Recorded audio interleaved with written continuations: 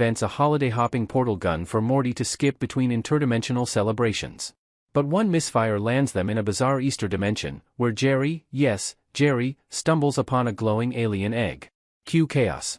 The egg hatches and begins fusing with Jerry's DNA, turning him into a hybrid between man, myth, and something deeply disturbing. Rick calls it the leopard curse, claiming it's an ancient reproductive trap used by alien rabbit queens to seduce and control male hosts. As Jerry transforms, he becomes oddly confident, seductive, and disturbingly fertile.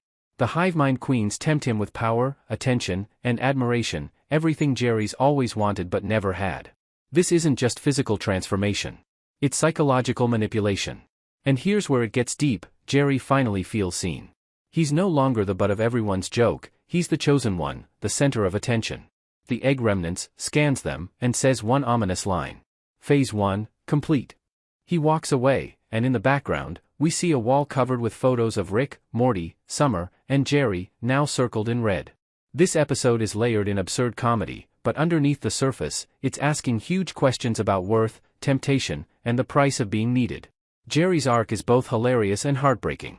It also hints at Season 8's bigger storyline, a coordinated attack on the Smith family using their weaknesses as weapons.